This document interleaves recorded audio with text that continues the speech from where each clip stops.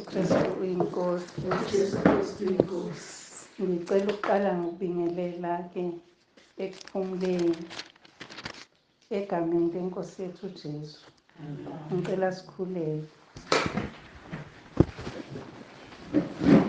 Baba, egameni lenkosi yethu uJesu Kristu siyabonga Baba wethu ongcwele ukuhlangana kule ndawo ngokomsa wakho. Siyabonga Nkosi ukuthi usiholile sasifika. Siyabonga Nkosi ukuthi ey'ndaweni ngey'ndawo bazokwazi ukuthi wena ukhona kanye nathi lapho esihlangene khona. Sikunika udumo uNkulunkulu wethu, sisazofunda izwi lakho. Siyacela Nkosi elungileyo ukuba ulicacise, ulikhanyise kulowo nalowo ozolizwa. Usebenze Nkosi umangaliso wakho ey'nhliziyweni zethu. Sivula amehlo ukuba sibone, usuvule iy'ndlebe ukuba sizwe, uvule iy'nhliziyo zethu ukuba samukele ngegama lenkosi yethu uJesu Kristu ophilayo. uJesu Kristu uyinkosi. Amen.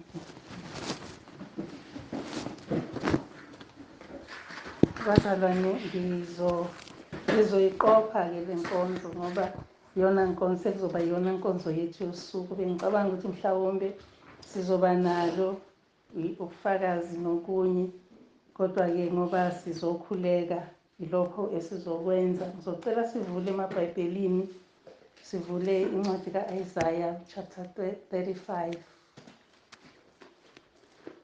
Isaiah 35. Sizofunda khona verse 8. Ngiyafisa-ke ngathi singayifunda nje yonke le ndaba, kodwa ngenxa yesikhathi ngoba sizoyirekhoda singaqeda amadatha abantu, kodwa bengifisa ngathi ngasiyifunda yonke, kodwa sizofunda uverse 8 okuyona verse sizokhulekela phezu kwalo. Siyafunda-ke, siyaqala ukufunda uverse 8. Isihloko sale ndaba eku-Isaiah 35 sithi intokozo yabakhululiweyo benkosi. Uverse 8 uthi kuyaba khona umendo nendlela eyathiwa indlela yobungcwele. Ongcolileyo akayikuhamba ngayo, kepha iyakuba ngeyabantu bakhe abahamba ngayo, noma beyiziwula abayiduka kuyo. Uma siqhubekela kuverse 9 uthi akuyukuba khona lapho ingonyama nesilwane esihahayo asiyukukhuphukela khona. Lokho akuyukufunyanwa khona, kepha abakhululiweyo bayakuhamba ngayo. Amen. uJesu Kristu uyinkosi. Yilo-ke lelizwi. Uma siyiqala-ke ngapha ekuqaleni ikhuluma ngabakhululiweyo benkosi, intokozo yabo. Kuyakhulunywa-ke kakhulu nangokuqinisana nangokududuzana, kodwa okukhulu kakhulu esikuzele la ukuthi sizoqinisa abathandiweyo benkosi. Akuyikho ukuthi size ngoba sinokwazi ukwenza okuthize, kodwa size nje ukuthi sizofunda izwi siqinisane ngalo. uNkulunkulu-ke kule ncwadi uyasikhumbuza ngomlomo ka-Isaiah umprofethi ukuthi uma ngabe sikhululiwe, sisukile ezonweni, sasindiswa, savulekelwa amathuba amasha. Uma ngabe ushintsha indawo, noma ngabe ushintsha umsebenzi, noma ngabe ushintsha indawo yokuhlala, kusuke khona amathuba avulekayo. Nalapha-ke uma ngabe usuka ezonweni, uJesu wehla wazosifela ukuze sisindiswe. Uma sesisukile-ke ezonweni, safumana ukusindiswa, sesingaba kaNkulunkulu, sesingabantwana bakaNkulunkulu. Kade singabantu bakaNkulunkulu. uNkulunkulu wadala umuntu. Uma esemdalile umuntu wambekela imigomo, wambekela ukuthi akamfuze, wambekela ukuthi akamkhonze, wabeka imigomo, washo ukuthi sizohamba kanjani kuye. Leyo ndlela-ke uNkulunkulu asibekela yona indlela yobungcwele. Kusho ukuthi uma ngabe sizokwenza konke uNkulunkulu akushoyo, sizobe sihamba ngobungcwele. Kodwa ngenxa yokuthi sisenyameni siyahluleka, wayesesilethela inkosi uJesu ukuthi izosifela ukuzeke singasabi nakho ukulahlwa, kodwa sazi ukuthi uma ngenza wrong ngizokwazi ukulungisa ngoba uJesu wangifela, futhi uJesu washaya umthetho yena ukuthi akasilahli, kodwa ufuna ukuthi sizivume sizishiye izono zethu. Ingakho-ke silapha abazalwane, sizoniqinisa ukuthi uma ngabe sizivuma sizishiya sizohamba ngendlela yobungcwele. Iyachazwa-ke le ndlela yobungcwele lapha kuvese ngiqale kulo, kodwa kahle kahle uma uyiqale ekuqaleni uyezwa ukuthi yini izethembiso uNkulunkulu ayibekayo uma sizoqinisana, uma sizodonsana, uma sizobambana, sibe nobumbano, sihambe kahle phambi kwakhe. Uthi-ke uNkulunkulu kule ndawo uthi kuyoba khona le ndlela azoyibeka. Yile ndlela-ke oyikhethayo uma ngabe ushiya imisebenzi yobumnyama ungene ekukhanyeni. Yileyo ndlela-ke oyibonayo. Omunye umuntu ngeke azayibone uma ngabe kusakhona okumvimbile, uma kukhona into emenza ukuthi angabizwa ngumntwana kaNkulunkulu. Lithi-ke lelizwi kuyoba khona umendo nendlela eyakuthiwa indlela yobungcwele. Yilo-ke ivangeli bazalwane, ayikho enye indlela yobungcwele ngaphandle kwevangeli. Umuntu uma engathi akalazi ivangeli ukuthi liyini, angazi ukuthi singachaza sithini kuye, kodwa ivangeli ukukhonza uNkulunkulu, ulandele imithetho yakhe ayimisile. Manje ngithanda ukuthi ekuqaleni uNkulunkulu ebona abantu behlubuka bengasayenzi into ayishoyo, wavele wamisa imithetho nje engeminingi. Wathi ungabulali, ungaphingi, ukhonza uNkulunkulu ngayo yonke inhliziyo, wabala imithetho engeminingi. Kodwa kule mithetho engeminingi kwaphuma izinto eziningi eziwukuphila komntwana kaNkulunkulu. Kukhona ukuthi ungabulali. Ungabulali sithatha njengokuthi umuntu umklinye afe, noma umgwazi, noma umdubule, noma umdlise ushevu. Kanti ukubulala kukhona ngisho olimini, kukhona ngisho ekukhulumeni. Ukubulala nje, uyambulala umuntu ngokuthi uthi silima, usumbulele. Uyambulala umuntu ngokuthi uthi ayi unje umeka izici, usumbulele lowo muntu ngoba usususa umfanekiso wakhe wafaka owakho. Umuthi nje lo ufane wazi ukuthi inkomo, usumbulele wamenza inkomo, usumbulele nje phambi kaNkulunkulu. So kuningi okungena kule mithetho embalwa uNkulunkulu asibekela yona ngale kusodisa.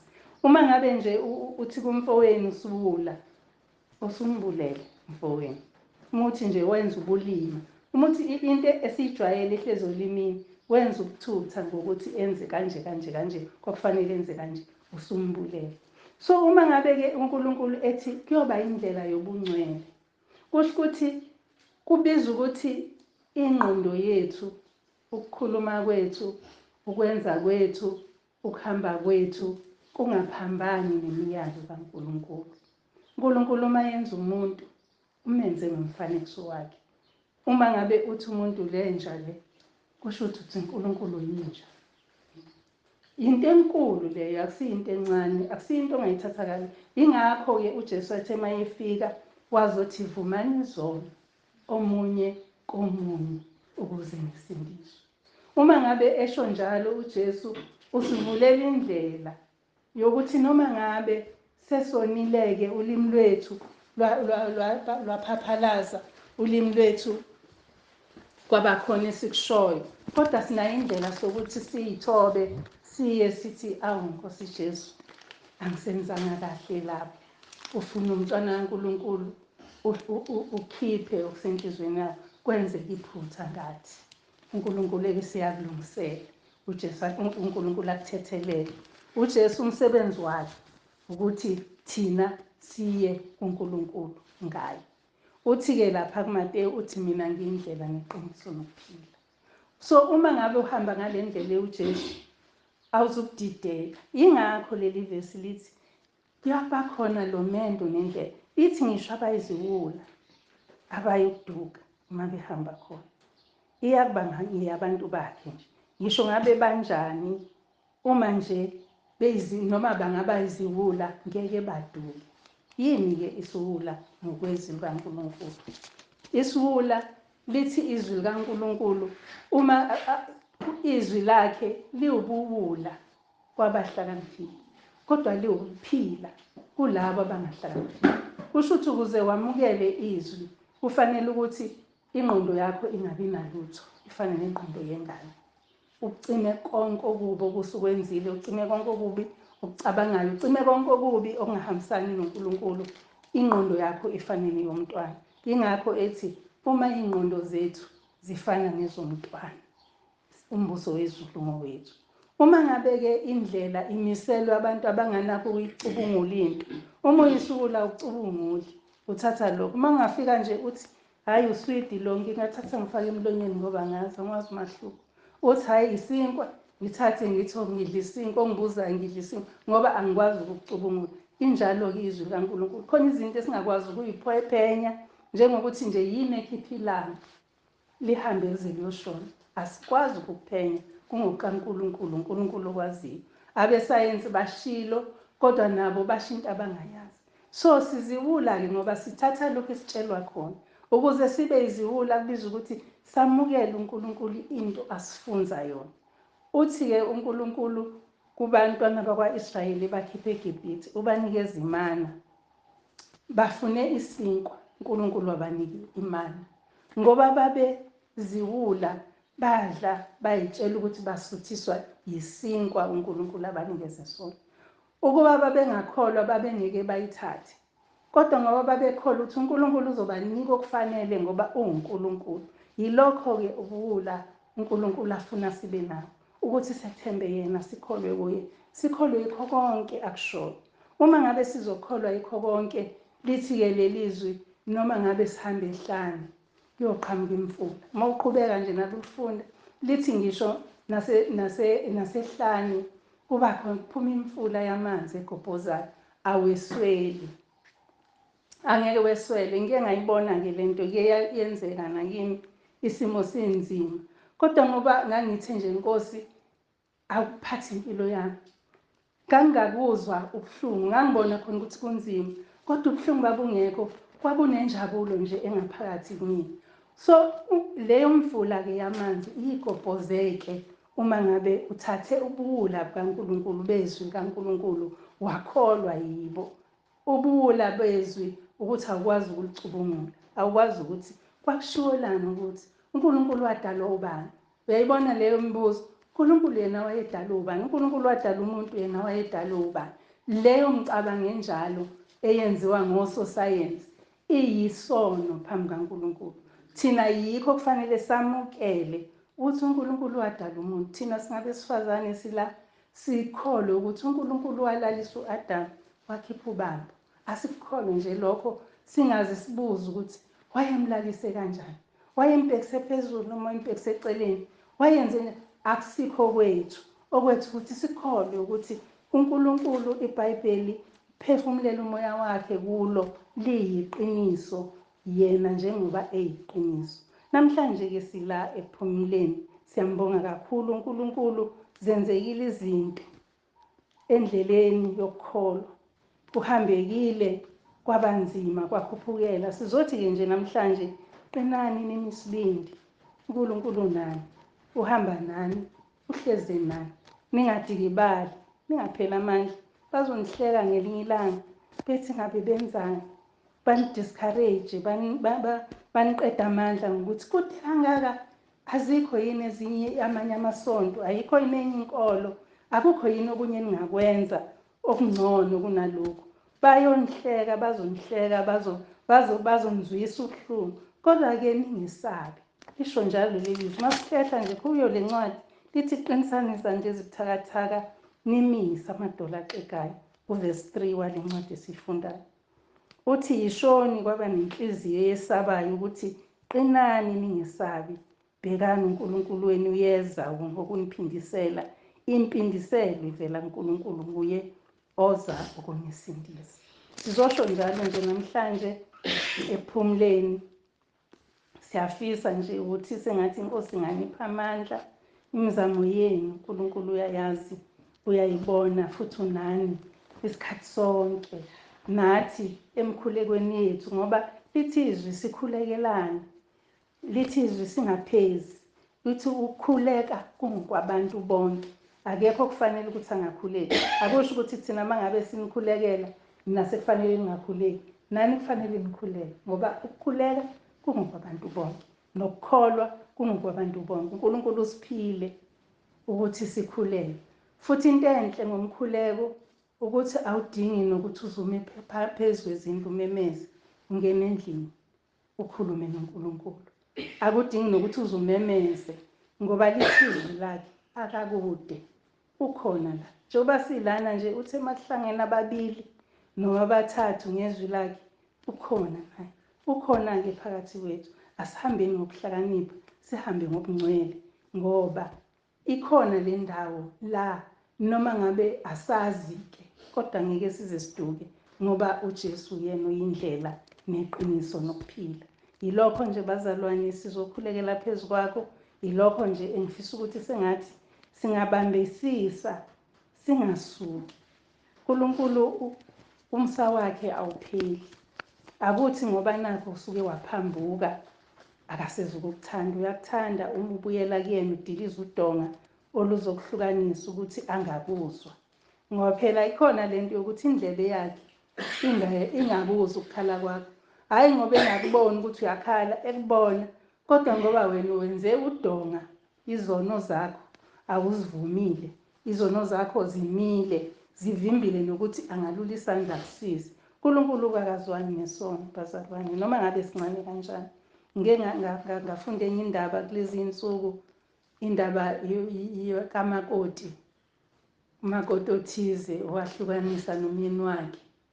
Kusho ukuthi uyakholwa nomakoti, kodwa ngenxa yokuthi uhlukanisile nomyeni wakhe, unakho ukuthi umyeni uma ekhuluma kabi ngaye ngoba ekholwa, kuyazwela kuyena. Uthi bese avele ashone, amelwe inhliziyo. Uma eshona azibone ephuma emzimbeni wakhe. Uma ephuma emzimbeni wakhe, uthi ahambe, uthi mase kufanele ukuthi akayongena ezulwini, ithi ingelosi ehamba naye awuzungena, wena uzoya laphaya esihogweni. Uthi ngithi hayibo, mina ngiyakholwa, mina ngikwenza konke, ngidela yonke into, ngisho nemali, ngidela yonke into nje, ngiyakholwa. Lithi izwi umyeni wakho awumxolelanga. Athi yena ngamxolela umyeni wakhe. Athi-ke yena, lithi izwi kodwa unalento ebabuhlungu enhlizweni yakho njalo uma ekhuluma. Kusho ukuthi wena kukhona lokungaxoli. Angilalanga ngalelo langa bazalwane. Ngicabanga ukuthi kukangaki umuntu uthi umxolele, kodwa kube khona lokhu uthi uyakhumbula ukuthi uke wangangenza kahle. Yayibona leyo nto? Ukhumbula ukuthi ngiyakhumbula ukuthi uke wangangenza kahle, kodwa nje khona ngimxolela, ngisenandaba, ngiyamkhulumisa, siyakhulumisana, kodwa nje kuba khona lokhu uthi uhlale ukhumbula. So uNkulunkulu kusho ukuthi akafuni ngisho ibala kithi, akalifuni ibala. Akashongo lutho lomakoti, akamlandeli lo myeni wakhe, akamthuki njengoba yena emthuka, kodwa nje ngoba kuba kuhlungu kuyena kusho ukuthi akaxolile kahle. Manje ngiyabheka nje bazalwane ukuthi siyachopha, sisendleleni, ingakho uhlale ezweni kaNkulunkulu kukhulunywe ngemfula, ngoba emfuleni yila ugeza khona. Uma ufika emfuleni yila kufanele uthathe khona amanzi ugeza. Uma ngabe-ke ungagezi emfuleni uvele udlule, unyathela amatshe udlula ney'ntuli. Kubalulekile ukuthi umuntu nomuntu ayibheke ngaphakathi ukuthi usibani sake saxabana, kodwa ngixolele, ngamtshela ngathi ngixolele, kodwa-ke uma ngimbona akuvuki yini, bese sicela yena uNkulunkulu ukuthi Nkosi, susa leli bala elibuhlungu engilizwayo njalo uma ngimbona. Asikwazi ukuzenzela utho, kodwa yena uyakwazi ukusenzela uma siya kuye. uNkulunkulu akadingi ukuthi uye kuye ngoba unekhwepha ukwazi ukwenza izinto, udinga ukuthi uye kuye ungenamandla. Yingakho ethi kuPhawuli, amandla ami aphelelisiwe ebuthakathakeni bakho. Ngoba uPhawuli wayegula engasindi, engalapheki, belashwa abantu, bephiliswa abantu yimthandazo kaPhawuli, bephiliswa ngisho nayisithunzi sikaPhawuli, kodwa uPawuli enalento eyayimgulisa ingalapheki. Usethi mayethu uyakhala kuNkulunkulu ukuthi uNkulunkulu cha, hlala unjalo thakathaka bakho hamba nabo ngoba amandla ami la ephelekiswa khona. So ungakhali ngesimo kusona namhlanje ngoba uNkulunkulu uyazi ukuthi yini ayibonakalisa kubantu ngawe. Mhlawumbe ufuna ukukhombisa ukubekezela kwakho ngoba izwi lisho njalo lithi izicelo zenu azaziwe uNkulunkulu kodwa abantu babone ukubekezela kwakho.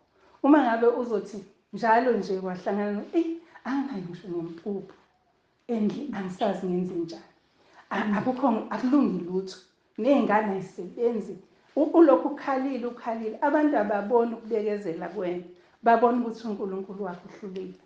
So musukwenza ukuthi uNkulunkulu ahluleke. Bazalwane, ilokho nje sizoqinisana, asizile uzofundisana, kodwa siyaqinisana nje ukuthi asiqiniseleni endleleni. Zikhona izinto, kukhona nezihibe. Abazalwane bayabekelwa kakhulu izihibe namhlanje. Ungathi uyihlalele nje la mamzukhali aqhamuka umakhelwane esethi ngiyakumema edilini.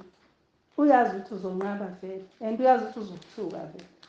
So izihibe lezo ezikhona endleleni asiyiphose zonke, siyiphosele kuJesu ngokuthi ephosana izinkathazo. Akashongo ukuthi phosa indlala, phosa ukuhlupheka, phosa uthi zonke into yakho phosa kuye, yena uyakukhathalela. uJesu Kristu inkosi. Ngiyacela sikhuleke sonke bese siyavala.